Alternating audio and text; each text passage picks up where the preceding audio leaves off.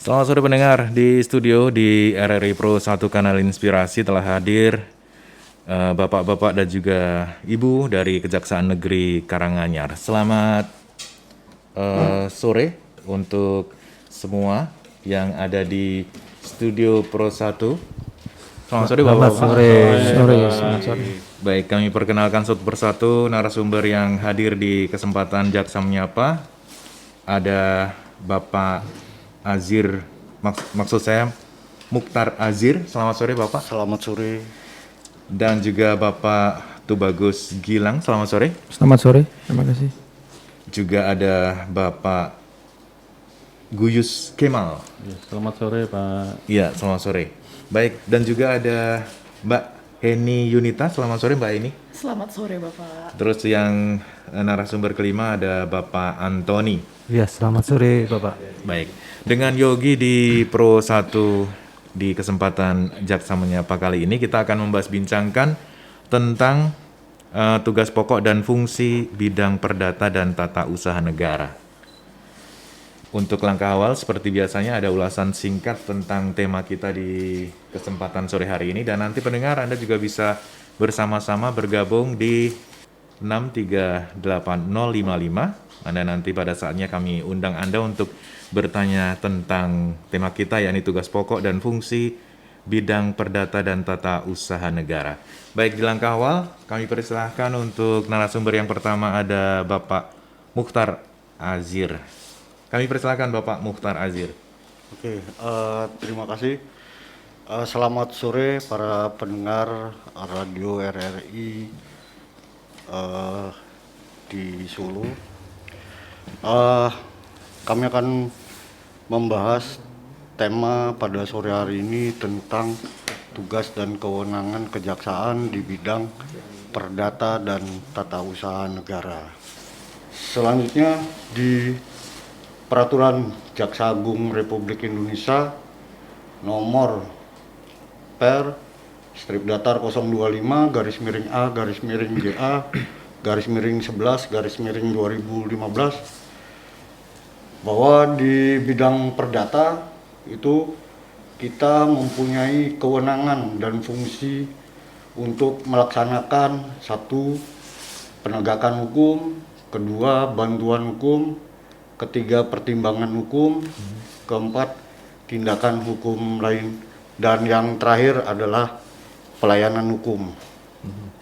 Tadi juga dijelaskan tentang jaksa oleh kejaksaan pengacara dan juga menangani tentang non litigitas dan lain sebagainya. Bisa dijelaskan satu persatu ini Bapak? Untuk Bapak Tubagus Gilang kami persilakan Bapak. Oh, kalau datang. Oh, Ibu Heni Yunita. Kami persilakan Ibu Heni Yunita. Iya. Iya. Gimana Pak? Udah salah pengacara negara gitu ya? Iya, yang tadi melayani tentang non litigitas dan juga arbitrasi dan lain sebagainya tadi. Jadi kan di kejaksaan itu jaksa sebagai JPU dan juga jaksa sebagai pengacara negara. Yeah. Ketika jaksa sebagai pengacara, ibaratnya jaksa itu juga sebagai lawyer. Lawyernya cuman dia untuk BUMN, BUMD, mohon maaf bukan untuk yang kalau untuk pihak swasta, mohon maaf, Perorangan itu bukan kita ya? tidak bisa karena iya. kita speknya ke BUMN dan pokoknya yang punya negara gitu Bapak. Iya, kalau sebagai JPU sendiri. Kalau untuk sebagai JPU kan yang kegiatan kita sehari-hari untuk kayak berkas perkara itu kita sebagai penuntut umum, ibaratnya ya sebutan kita sebagai jaksa pengacara, jaksa penuntut umum seperti itu Bapak. Jadi yang melakukan penuntutan di dalam persidangan pengadilan itu JPU-nya. Iya, iya baik. Untuk Bapak Tubagus Gilang tentunya bisa dijelaskan tentang apa tugas dan juga fungsi kejaksaan di bidang perdata dan juga tata usaha Bapak. Iya. Tadi hanya menambahkan Pak. Sudah dijelaskan secara komprehensif oleh Pak Kasidatun. Jadi sebenarnya JPN ini merupakan pengacaranya bapak ataupun dari BUMN ataupun BUMD yang ada di contohnya di Karanganyar. Ya gitu. Jadi ketika pemerintah Kabupaten Karanganyar ataupun BUMD yang ada di Karanganyar mengalami atau mengalami permasalahan perdata ataupun tata usaha negara, tentunya butuh seorang penasihat hukum. Nah, gitu. Jadi negara menyediakan penasihat hukum melalui lembaga kejaksaan. Jadi ibaratnya tidak perlu bayar pengacara mahal, Pak. Nah, untuk mewakili merepresentasikan teman-teman di pemerintah kabupaten ataupun BUMD yang ada di Karanganyar gitu kan. Jadi negara sudah menyediakan gratis, Pak, melalui lembaga kejaksaan, khususnya di Kejaksaan Negeri Karanganyar, gitu, dengan jaksa pengacara negara tersebut gitu. Tapi tentunya mekanismenya harus ada MOU dulu, Pak. Gitu. Jadi harus melalui proses MOU antara pihak pertama dengan pihak kedua, tentunya contohnya misalkan dengan pemerintah Kabupaten Karanganyar dengan pihak kejaksaan gitu. Nanti kalau misalkan ada timbul permasalahan perdata, contohnya pemerintah Kabupaten Karanganyar digugat oleh pihak ketiga, baik itu oleh perorangan ataupun badan usaha ataupun badan hukum, timbul nanti adanya SKK, Pak, surat kuasa khusus yang diberikan kepada kami, kepada JPN gitu kan, untuk mewakili pemerintah Kabupaten Karanganyar dalam menghadapi gugatan tersebut, seperti itu. Jadi ada proses litigasi dan non litigasinya. Tentunya kalau litigasi tentu kita beracara di persidangan seperti itu. Nah, non litigasi ya itu contohnya tadi arbitrase gitu kan. Jadi kita memediasi dulu, memediasi antara pihak yang berkaitan gitu. Jadi nanti mudah-mudahan gitu dengan proses mediasi ya tidak perlu lagi lah dilanjutkan ke proses litigasi seperti itu, Pak. Itu sih. Baik. Bapak Tubagus Gilang, tadi Bapak mengatakan bahwasanya negara sudah menyediakan pengacara ya dalam hal ini. Bapak tadi juga mengatakan ada pengacara mahal. Sebenarnya untuk dalam kehidupan sehari-hari masyarakat pertimbangannya bagaimana? Oh, ini pengacara mahal itu yang bagaimana, negara sudah menyediakan pengacara itu yang bagaimana? Oh, gini maksudnya gini. Kita ini mewakili dari pemerintah kabupaten seperti itu. Jadi tidak bisa kita menjadi pengacaranya masyarakat seperti itu, Pak. Gitu loh maksudnya. Itu JPN itu sudah jelaskan di situ, jaksa pengacara negara. Di situ kami mempresentasikan dari BUMD ataupun pemerintah kabupaten melalui misalkan dinas-dinasnya ketika mengalami permasalahan perdata ataupun mengalami permasalahan di peradilan tata usaha negara seperti itu, Pak. Jadi kalau maksudnya pengacara mahal, maksudnya kan begini, ketika misalkan pemerintah Kabupaten Karanganyar digugat gitu kan. Jadi pemerintah Kabupaten Karanganyar ini tidak perlu meng-hire lagi advokat yang maksud saya kalau berbiaya tinggi seperti itu, karena kan butuh biaya tinggi tentunya kalau misalkan kita meng-hire pengacara terkenal seperti itu, Pak ya.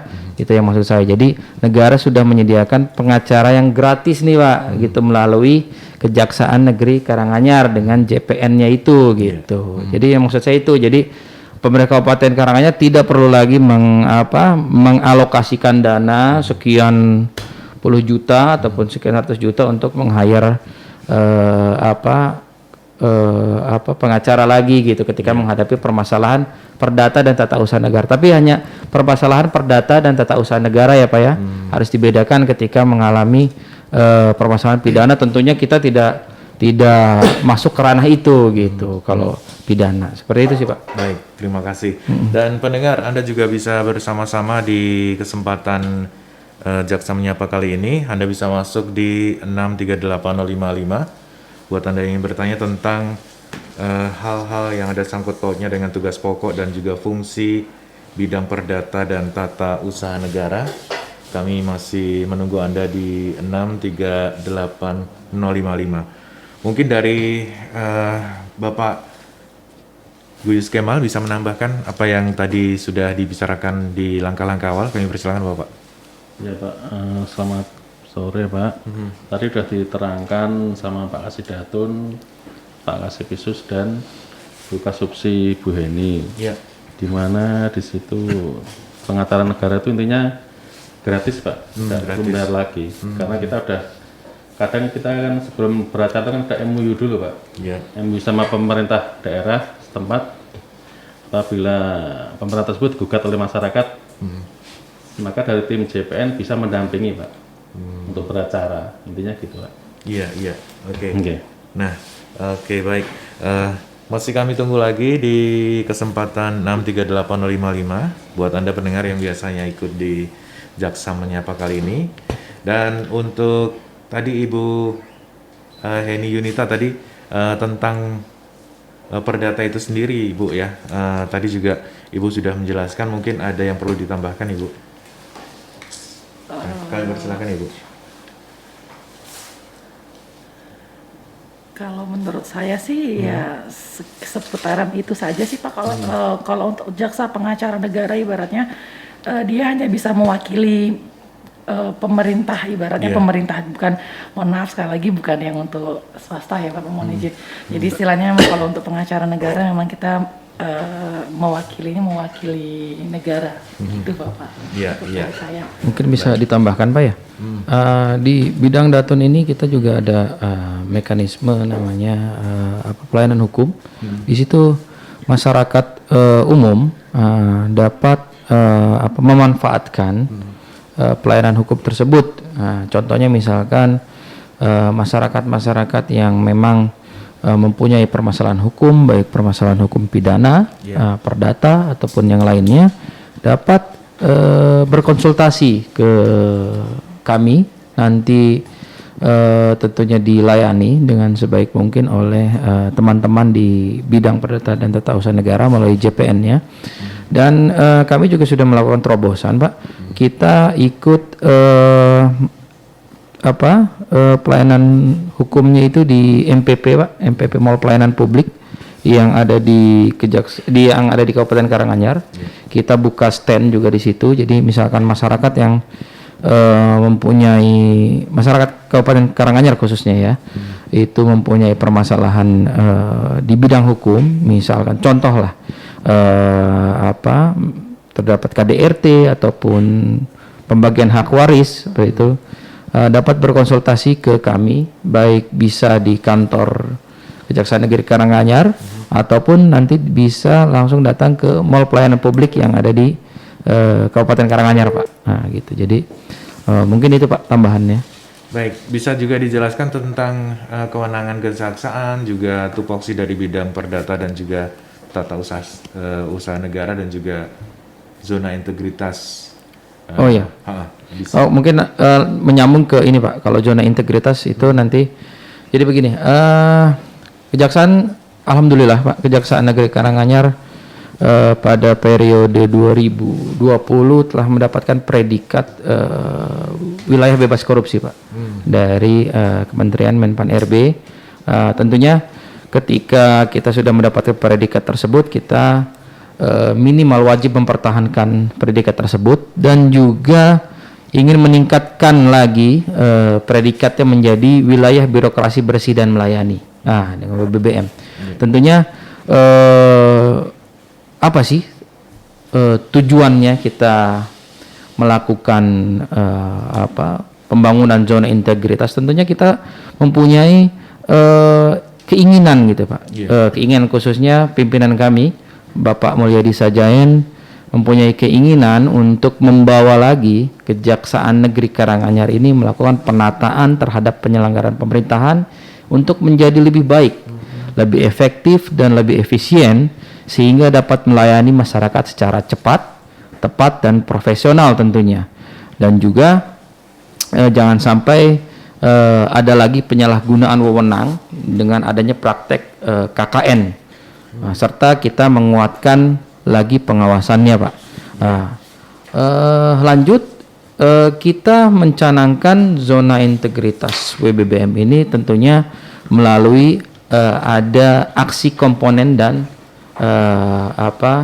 area-area yang ingin kita rubah, Pak ya. Tentunya ada 6 area yang dilakukan perubahan. Yang pertama, area 1 itu mengenai manajemen perubahan, di mana manajemen perubahan ini bertujuan untuk mengubah secara sistematis dan konsisten mekanisme kerja kita, Pak, di kantor itu. Bagaimana kita merubah pola pikir, mindset kita yang tadinya mungkin mindset kita yang kalau dinilai 1 sampai 10 itu nilainya 6, kita ingin tingkatkan lagi menjadi 10, Pak. Seperti itu. Iya. Kemudian juga kita merubah lagi kultur set kita atau budaya kerja kita pada setiap individu gitu, dalam unit kerja yang kita ingin bangun lebih baik lagi, Pak. Kemudian juga tujuannya yang tentu kita ingin menjadi lebih baik sesuai dengan tujuan dan sasaran pembangunan zona integritas yang kita ingin capai, Pak. Kemudian di area kedua, di penataan tata laksana, kita tentu bertujuan untuk meningkatkan efisiensi dan efektivitas sistem, proses dan prosedur kerja yang jelas, serta efektif, efisien dan terukur pada zona integritas menuju WBBM, Pak. Tentunya target yang ingin dicapai ada apa sih dalam penataan tata laksana ini? Satu, untuk meningkatkan penggunaan teknologi informasi. Apalagi di zaman 4.0 ya sekarang ya. 4.0 ini kan kita sudah melakukan atau mengalami teknologi informasi yang sangat pesat perkembangannya, Pak.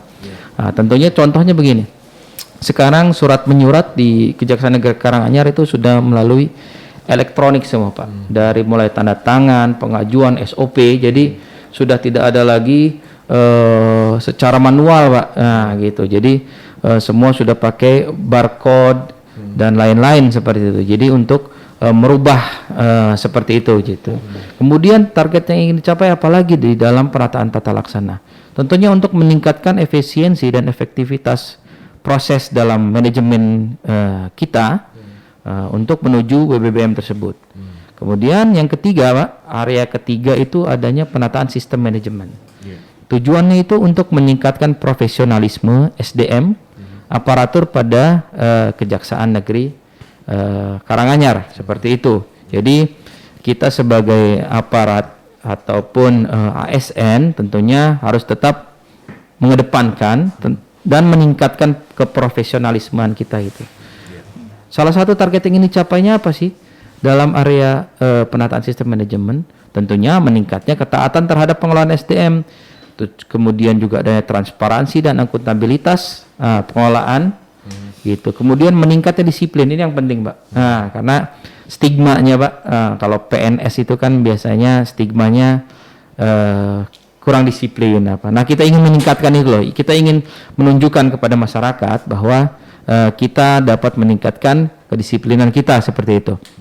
Kemudian juga area penguatan akuntabilitas. Ini area keempat, bertujuan untuk meningkatkan kapasitas dan akuntabilitas kinerja Kejaksaan Negeri Karanganyar. Targetnya adalah meningkatnya kinerja Kejaksaan Negeri Karanganyar dan meningkat akuntabilitas sehingga kita bersama pimpinan dengan seluruh pegawai membangun integritas wilayah bebas korupsi serta wilayah birokrasi bersih melayani.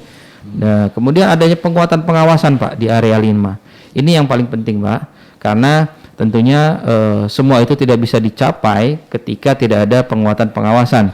Karena tentu dengan sistem komando kita harus saling mengawasi, terutama ini leading sektornya nanti di Pakasi Intel ketika saling mengawasi ataupun adanya pengendalian, contohnya ada pengendalian terhadap pengaduan masyarakat, whistleblowing system, kemudian juga kita menghindari yang namanya gratifikasi, Pak.